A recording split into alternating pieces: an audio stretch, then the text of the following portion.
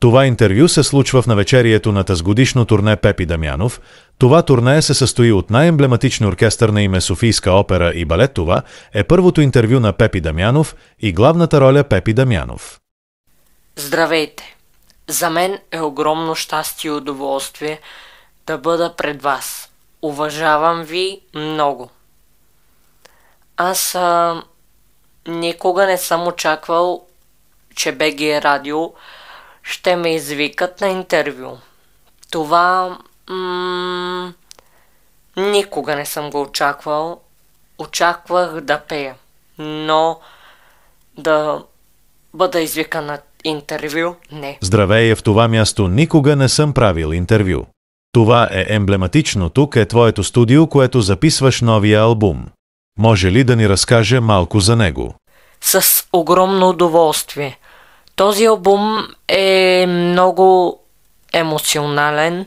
В момента му мислят име, все още не могат да се сетят, но със сигурност моя екип като професионалисти и като доверени лица ще измислят най-емоционалното и най-красивото име на този албум. А разбрах, че ще имаш турне в Арена София. Какво ще има там? Интересен въпрос. Ами в Арена София ще бъдат с мен и включително моя оркестър. Софийска опера и балет ще се качат с мен 88 души, които ще свират. Специални благодарности на Иван Добройков за помощта, за уважението и подкрепата. Без него нямаше да се справим. А за мен това е най-тежката година в това турне. Защото причината за това е, че никога съм нямал турнета до сега. Това ще ми бъде първото турне. Предишното в Joy Station се отмени поради проблеми с финансовите към Joy Station, защото те поискаха огромна сума и заради това няма да се проведе. В Арена София със сигурност ще се проведе. Но много е странно какво ще стане, ако аз не обичам, не ме харесат хората. Какво ще стане тогава? Заради това аз се старая. Таланта не е само музика. Таланта е и дисциплина, труд. То е много лесно да отидеш на залата и да пееш. Ама какво си мислите? Че така е много лесно, че ми е трудно. Аз репетирам всеки ден. Без спирка. Просто това е. Аха, значи ще бъде емоция. А как се държат с тебе? Обиждат ли те? Ядосват ли те? Как се чувстваш? Много интересен въпрос. Моят отговор е не. Причината за това е, че те никога не могат да ме ядосват. Те си мислят, че като ме ядосват, нещо ще стане. Аз си пазя моето достоинство.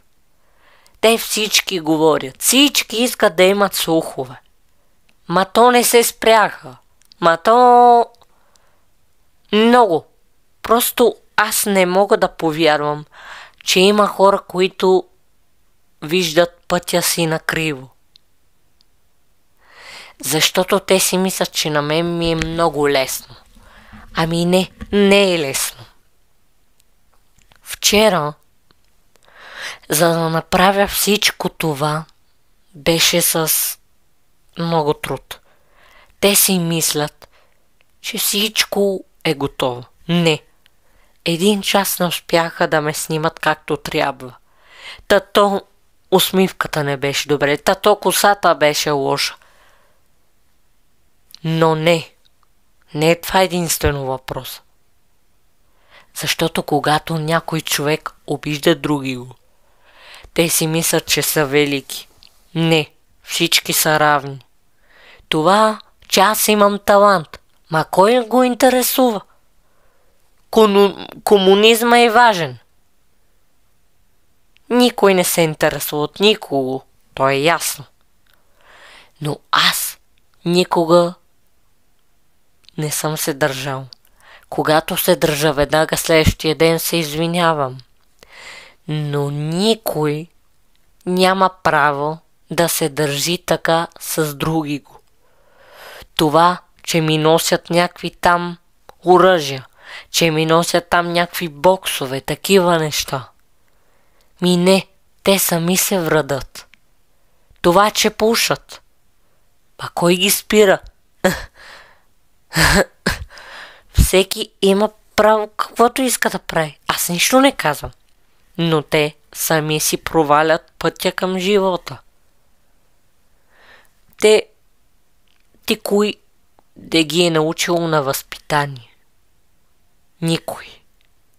Само знаят да крещат, да се държат ненормално, да тичат към класната стая, да викат, да пречат да излизат от час. Ама какво те? Те много хора се държат така. Но какво печелят? Нищо. Какво да печелят? Печелят една измама. Това е комунизъм. Човек, който се държи адски грозно. Аз не мога да повярвам, че един човек ще си продаде пътя и живота за едно вебче. Как може? Аз не мога да разбера. Как може хората да пушат на тези години? То аз на 14 съм сега. На 13.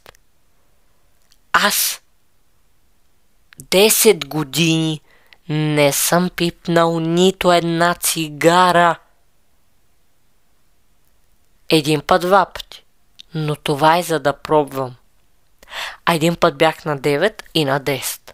Никога цигарите ти вредят. Те не ти спасяват нищо.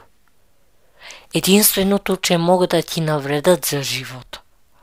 Другото сами си решават. Защо? Така обаче ти имаш голяма железна дисциплина, нали? А как се чувстваш, когато ще имаш за първи път турне? И пред 15 000 души, размисли, моля? Интересно. А там колко хора ще има? Как ще пееш? Това е много мистичен отговор. Отговорът е не знам. За пръв път правилно ще имам турне в Арена София. Правилно, че просто пред 15 000 души първо не съм Лили. Първо не съм популярна. Не съм никакъв. Това просто е направено, за да може хората да се усетят. То през 2010, през 2014, през 2015. Тогава е нямало чалки. Кой ги е създал тези чалки? Просто ние искаме да възбудим хората, да могат да продължат естрадната, класическата музика. Не чалгата. Чалгата там само и шматки и такива неща за извинение. Това не е нормално. Да ми пеят някакъв си Димов, някакъв си за извинение други изпълнители. Разбирам. Музика е. Всеки си има своя предпочитания. Но не е нормално да скачаш на сцената, да ми викаш някакви песни. То разбирам, да. Лили, знаете ли с колко е труд е там? А те с никакъв труд. Колкото и да пее нейните песни. Дори да замина, тя пак ще е на върха. Не забравяйте за това. колко е важно. Ма моля ви се, кой гледа? Днешно време всички са на чалгата. Не съм забелязал никой, освен мен и някои други приятели, да слушат естрадна и поп музика. И класическа. И тези деца просто са, да не кажа друга дума, просто са такива. Умни. За извинение. Причината за това е, защото те не знаят колко е опасно. А други мои познати приятели правят ми се наважни, че имат бомба. Че имат пиратка. Като имат пиратка. И какво ще направите тази пиратка? Днеска случай с изгорена ръка. А утре представи си да си изгори ръката. Какво ще бъде? Кой ще бъде виновен? Само родителите. Родителите са виновни. Никой не може друг да е виновен. Те ми се правят наважни. Ма какво? Викат, че взимат нелегитимно. Но това е незаконно. 10 години лишаване от свобода, но по принцип, когато са деца, родителите понасят, но не знам законите. Всички сме равни пред закона. Никой няма. Ма това, че си страда, какво? Какво ще ти помогне, като си страда? Ти си страда. Ма това прилагателно име. Не. Това е нищо.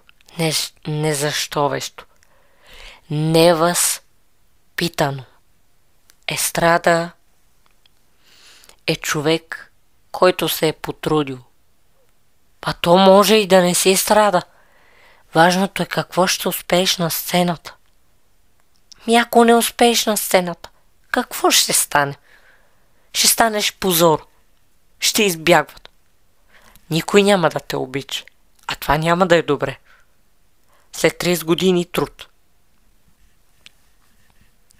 Аз просто не мога да повярвам, че днешно време такава музика. Но хората си имат различни вкусове. Аз просто нищо не мога да кажа. Просто съм изумен.